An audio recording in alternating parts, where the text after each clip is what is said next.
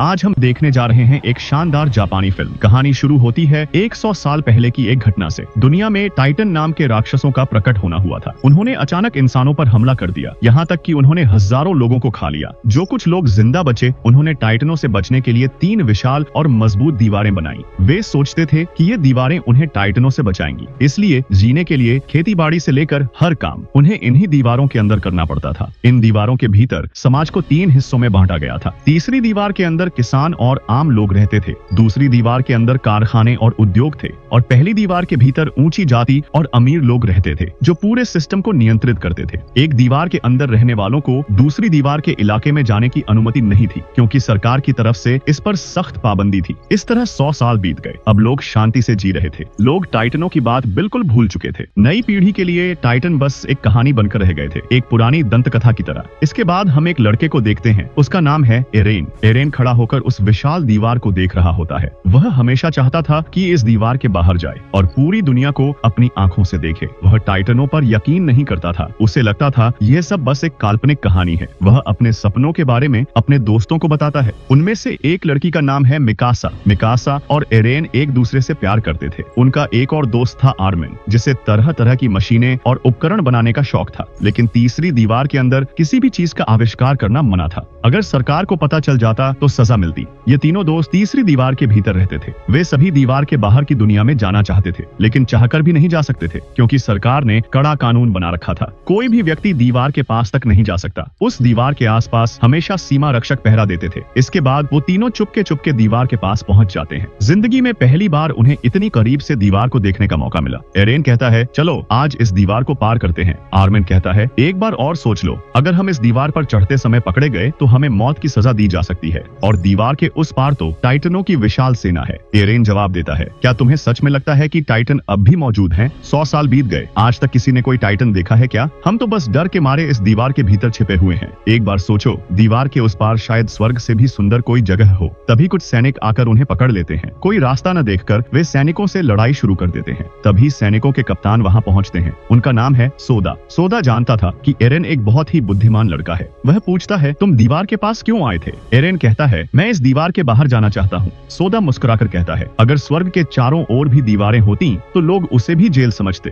फिर सोदा बताता है, अगर तुम सच में दीवार के बाहर जाना चाहते हो तो एक रास्ता है। सरकार एक नई टीम बना रही है जो दीवार के बाहर जाकर नई जगहों की तलाश करेगी जहाँ इंसान आजादी से रह सके। वे बात ही कर रहे थे कि अचानक जमीन जोरों से हिलने लगती है, जैसे कोई भूकंप आया हो। लेकिन वे तुरंत समझ जाते हैं कि ये भूकंप नहीं है। जैसे ही वे ऊपर की ओर देखते हैं, उनकी नजर पड़ती है एक विशालकाय राक्षस पर, कोलोसल टाइटन पर। वह सामान्य टाइटनों से कहीं ज्यादा बड़ा था और ताकत में भी उनसे कहीं आगे। एरेन समझ जाता है तो टाइटन वाकई में मौजूद हैं। उन्होंने यह दीवार टाइटनों को रोकने के लिए बनाई थी, लेकिन यह टाइटन तो दीवार से भी ऊंचा था। कोलोसल टाइटन अपने विशाल पैरों से दीवार तोड़ना शुरू कर देता है। उसकी भयानक तबाही देखकर सब डर के मारे भागने लगते हैं। सैनिकों को समझ नहीं आता कि अब क्या करें। कप्तान तुरंत आदेश देता है, मशीनें तैयार करो। लेकिन तब तक कोलोसल टाइटन फिर से धुएं में गायब हो जाता है और जाने से पहले दीवार के भीतर एक विशाल छेद छोड़ जाता है। सबको लगता है कि अब सब ठीक हो गया है, लेकिन तभी पता चलता है उस छेद से इंसानों जैसे दिखने वाले विशाल आकार के टाइटन दीवार के अंदर घुस रहे हैं। टाइटन इंसानों को अपना खाना समझते हैं। सैनिकों के पास कोई रास्ता न बचा तो उन्होंने टाइटनों पर बम बरसाना शुरू कर दिया। हालांकि सरकार की तरफ से इसकी अनुमति अभी तक नहीं मिली थी, लेकिन देखा गया कि बम गिरने के बाद भी टाइटनों को कुछ नहीं हो रहा था, क्योंकि जहां उन्हें चोट लगती वहां का हिस्सा फिर से अपने आप ठीक हो जाता था। इससे साफ हो गया उन्हें इस तरह कभी मारा नहीं जा सकता। इसके बाद टाइटन मानव बस्तियों में घुस आते हैं और लोगों को फाड़ फाड़ कर खाने लगते हैं। सब लोग अपनी जान बचाने के लिए भागने लगते हैं। इतने विशाल टाइटनों के सामने इंसान बहुत छोटे लग रहे थे। उधर सैनिक जब कुछ नहीं कर पाए तो डर के मारे कुछ ने खुद को गोली मार ली। टाइटन पूरे शहर को तबाह कर रहे थे। लोग अपनी जान बचाने के लिए शहर के एक विशाल हॉल की ओर भागने लगते हैं, जो एक मजबूत इमारत थी। एरेन और मिकासा भी उसी हॉल की ओर जा रहे थे। रास्ते में मिकासा ने देखा एक छोटा बच्चा जमीन पर गिरा पड़ा है। वह उसे बचाने के लिए उसकी ओर दौड़ जाती है। बाकी सब लोग अपनी जान बचाने में लगे थे। किसी को किसी की परवाह नहीं थी, क्योंकि हॉल में सबके लिए जगह नहीं थी। लोग धक्का मुक्की करते हुए अंदर घुस रहे थे। एरेन मिकासा के पास जाना चाहता था, लेकिन भीड़ के जोर से वह भी हॉल के अंदर धकेल दिया जाता है। अंदर भीड़ बढ़ जाने पर दरवाजा बंद कर दिया जाता है। एरेन दरवाजा खोलने की कोशिश करता है ताकि मिकासा अंदर आ सके, लेकिन लोग उसे रोक देते हैं। वह खिड़की से बेबस होकर बाहर देखता है। मिकासा उस छोटे बच्चे को अपनी बाहों में लेकर बैठी है। तभी एक टाइटन उसके बिल्कुल पास आ जाता है। एरेन के पास सिवाय देखने के कुछ कुछ करने को नहीं था। अगले ही पल एक जबरदस्त धमाका होता है, जमीन हिल जाती है, लोग गिर पड़ते हैं। एरेन चिल्लाकर मिकासा को पुकारता है। कई कोशिशों के बाद वह दरवाजा तोड़कर बाहर निकलता है, लेकिन तब तक सब कुछ खत्म हो चुका होता है। एरेन मिकासा के लिए रोने लगता है। जब वह ऊपर देखता है तो देखता है टाइटनों ने पूरे हॉल को चारों ओर से घेर लिया है। वे हॉल को तहस नहस कर रहे हैं। जो लोग जान बचाने के लिए हॉल में घुसे थे वो सब वहीं मारे जाते हैं। एरेन पागल होकर मलबे के बीच मिकासा को ढूंढता रहता है।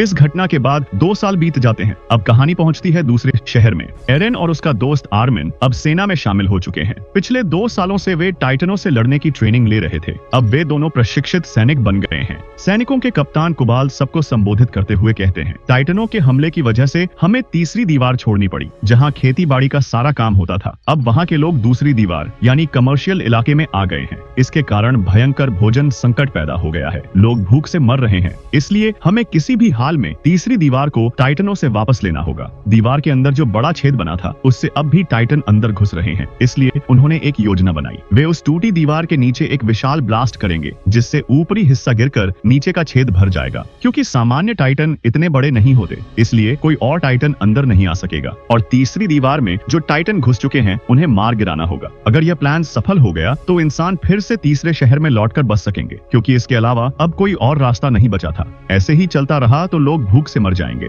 उनके वेपन लीडर हंस सभी को एक खास मशीन दिखाता है, ODMG, जिसकी मदद से सैनिक हवा में उड़ सकते हैं। क्योंकि यह पता चला है कि टाइटन को मारने के लिए उसकी गर्दन के पीछे वाला हिस्सा काटना होता है। क्योंकि टाइटन बहुत बड़े होते हैं, इसलिए ऊपर से हमला करना जरूरी है। इसके बाद जब सैनिक खाने के लिए लाइन में खड़े होते हैं, तभी कप्तान सोडा की मुलाकात एरेन और आर्मिन से होती है। सोडा को पता ही नहीं था कि एरेन और उसका दोस्त अभी भी जिंदा है। उन्हें देखकर वह खुश होता है, लेकिन यह देखकर दुखी भी होता है कि उन्होंने सेना में भर्ती ले ली है। वह मिकासा के बारे में पूछता है। एरेन उदास होकर कहता है, मिकासा को टाइटनों ने मार डाला और यही वजह है कि अब वे टाइटनों से बदला लेना चाहते हैं। इसके बाद सैनिक अपने प्लान के मुताबिक विस्फोटकों से भरी गाड़ियों के साथ निकल पड़ते हैं। वेपन लीडर हंस सबको चेतावनी देता है। टाइटन रात के समय सोते रहते हैं, इसलिए जितना हो सके शोर कम करना होगा। लेकिन अचानक उन्हें एक अजीब सी आवाज सुनाई देती है। जिज्ञासावश देखने के लिए वे गाड़ी से उतरकर खोजने लगते हैं। काफी देर खोजने के बाद भी उन्हें कुछ नहीं मिलता, इसलिए वे और आगे बढ़ते हैं। तभी उन्हें एक बच्चे के रोने की आवाज सुनाई देती है।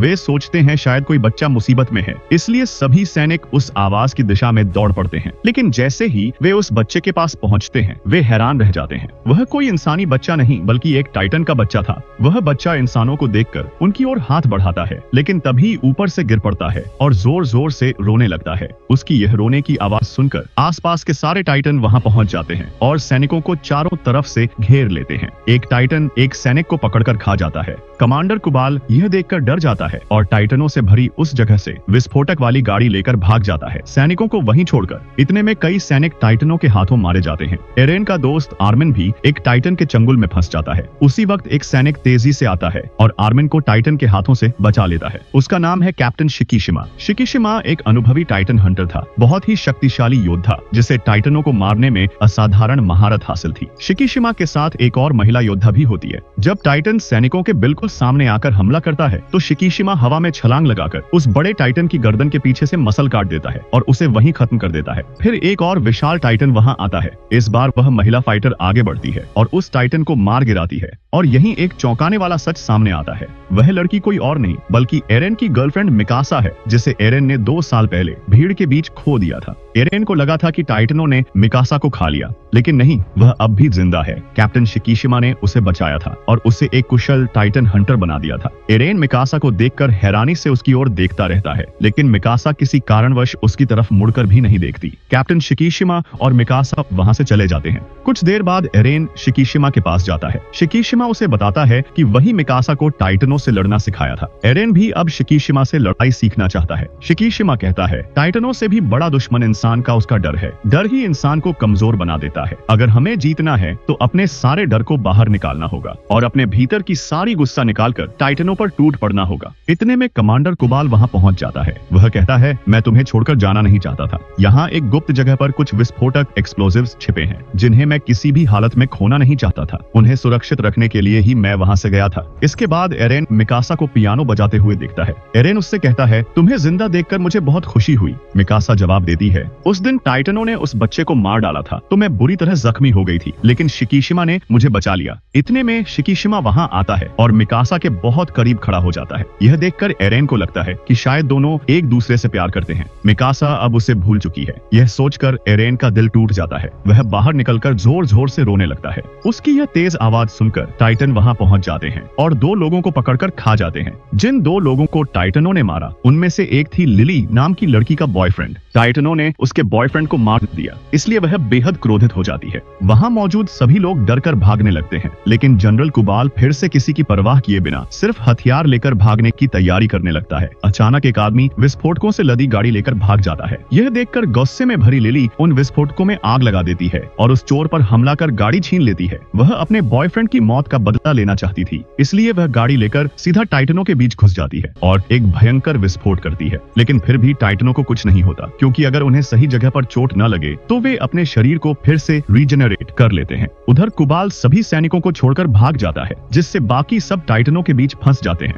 एरेन एक इमारत की छत पर खड़ा होकर देख रहा था कैसे टाइटन सैनिकों को पकड़ पकड़ कर खा रहे हैं। सैनिकों में से एक एरेन से कहता है, इंसान बहुत कमजोर है, हम कभी टाइटनों को नहीं हरा सकते। यह सुनकर एरेन बहुत गुस्सा हो जाता है। उसे शिकीशिमा की बात याद आती है, जहां उसने कहा था इंसान तभी कमजोर पड़ता है जब वह डरता है। तब एरेन अपना ODMG उपकरण इस्तेमाल करके टाइटनों पर हमला कर देता है। शुरुआत में वह टाइटनों के कमजोर हिस्से पर हमला करने में नाकाम रहता है। तभी ऊपर से शिकीशिमा आवाज लगाता है, उनकी गर्दन के पीछे वार करो। एरेन वैसा ही करता है और एक टाइटन की गर्दन पर वार करके उसे मार गिराता है। यह पहली बार था जब एरेन ने किसी टाइटन को मारा था। वह खुशी से खुद पर काबू नहीं रख पाता और सीधे एक टाइटन के मुंह के सामने जा गिरता है। वह टाइटन एरेन की टांग नोचकर उसे इमारत की छत पर फेंक देता है। उधर उसका दोस्त आर्मिन भी एक टाइटन के कब्जे में आ जाता है। एरेन उसे बचाने की पूरी कोशिश करता है, लेकिन एक पैर न होने के कारण कुछ नहीं कर पाता। इसी दौरान मिकासा वहां पहुंचती है। वह एरेन की हालत देखकर बहुत दुखी होती है, लेकिन अपने चेहरे पर कुछ जाहिर नहीं करती। एरेन देखता है टाइटन उसका दोस्त आर्मिन को खा जाने वाला है। गुस्से और दर्द से वह पागल हो उठता है, फिर उड़कर टाइटन की ओर झपटता है और किसी तरह आर्मिन को बचा लेता है, लेकिन खुद ही टाइटन के मुंह में फंस जाता है। टाइटन एरेन को निगल जाता है, उसका एक हाथ भी कटकर अलग हो जाता है। अब एरेन टाइटन के पेट के अंदर पहुंच जाता है। उधर मिकासा एरेन को खोकर टूट जाती है। वह गुस्से में उसी टाइटन पर हमला करती है, लेकिन उसका फ्लाइंग मशीन फेल हो जाता है और वह जमीन पर गिर जाती है। अब वही टाइटन मिकासा को खाने के लिए बढ़ता है, लेकिन तभी पता चलता है कि उसके पेट के अंदर कुछ हो रहा है। टाइटन के मुंह से एक हाथ बाहर निकलता है और अगले ही पल वह टाइटन फटकर विस्फोट हो जाता है। उसके अंदर से एक नया टाइटन बाहर आता है, जो इंसानों पर हमला करने के बजाय दूसरे टाइटनों को मारने लगता है। सब हैरान रह जाते हैं। यह पहला मौका था जब एक टाइटन दूसरे टाइटनों को मार रहा था, और जब वह टाइटन लड़ रहा होता है उसका फाइटिंग स्टाइल बिल्कुल एरेन जैसा होता है। यह देखकर सोडा समझ जाता है कि वह टाइटन कोई और नहीं एरेन ही है। एरेन को देखकर बाकी टाइटन डरकर भाग जाते हैं। इसके बाद एरेन मिकासा को अपने हाथों में उठा लेता है और जोर से चिल्लाता है। मिकासा को एहसास होता है वह एरेन को भूल चुकी थी और अब उसने सब कुछ याद कर लिया है। तब तक एरेन की शक्ति खत्म हो जाती है और वह जमीन पर गिर पड़ता है। उस समय हंस सबको कहता है, जितनी जल्दी हो सके इस टाइटन की पीठ काट दो, नहीं तो यह भी बाकी टाइटनों की तरह खत्म हो जाएगा। तभी मिकासा एरेन के पास पहुंचती है और उसके टाइटन रूप की पीठ का एक हिस्सा काट देती है। इसके बाद देखा जाता है उस टाइटन के अंदर से एरेन बाहर निकल आता है। यह देखकर सभी हैरान रह जाते हैं, क्योंकि उसका कटा हुआ हाथ पैर फिर से सही हो चुका था। हर कोई दंग रह जाता है। उधर दूर एक इमारत की छत पर शिकीशिमा यह सब देख रहा होता है। वह चुपचाप मुस्कुरा रहा था। ऐसा लग रहा था जैसे उसे पहले से पता था कि यहाँ यह सब कुछ होने वाला है। अब सवाल उठता है, उसकी इस रहस्यमयी मुस्कान के पीछे आखिर क्या राज है? क्या इन सारी घटनाओं के पीछे शिकीशिमा का ही हाथ है? यहीं पर इस मूवी का पार्ट 1 समाप्त होता है और अगले पार्ट में हम जानेंगे कि एरेन का पिता एक वैज्ञानिक था और टाइटनों की रचना के पीछे उसी का हाथ था। तो दोस्तों, अगर आपको वीडियो पसंद आई हो तो एक लाइक करें और चैनल को सब्सक्राइब करें, ताकि अगला पार्ट सबसे पहले आप तक पहुंचे।